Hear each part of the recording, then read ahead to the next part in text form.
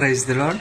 పౌలు గారు సెలవిస్తున్నారు, మంచి పోరాటము పోరాడి తిని నా పరుగును కడముట్టించి తిని విశ్వాసమును కాపాడుకుంటుని అని.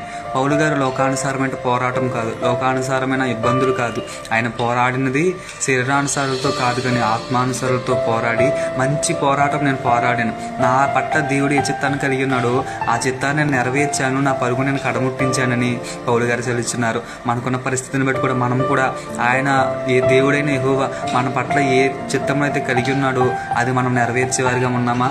మన పరుగులో మన విశ్వాసంను కాపాడుకుని ఎన్ని శ్రమలు వచ్చినా మన విశ్వాసంలో తొలగిపోకుండా కృంగిపోకుండా నిజంగా విశ్వాసం నిలబడి మన పరుగుని కడముట్టించే వారిగా మనం ఉన్నట్లయితే పౌలు గారికి దాచబడినట్లుగా నా కొరకు నీతి కిరీటం ఉంచబడి ఉన్నది ఇక మీదట అన్నట్లుగా మన కొరకు కూడా నీతి కిరీటం ఉంచబడి ఉన్నది. అట్లయితే పౌలు గారు అంటున్నారు, నా కొరకునే కాదు తన విశ్వాసం కాపాడుకుని తన యథార్థ జీవితం కాపాడుకుని పరిశుద్ధంగా జీవించిన ప్రతి ఒక్కరి కొరకు పోరాడిన ప్రతి ఒక్కరు కొరకు కూడా నీతి కిరీటం ఉంచబడి ఉన్నదని ఆయన సెలవిస్తున్నారు. మన పట్ల దేవుడి చిత్తం ఏమై ఉన్నదో అది కూడా మనం నెరవేర్చాలి.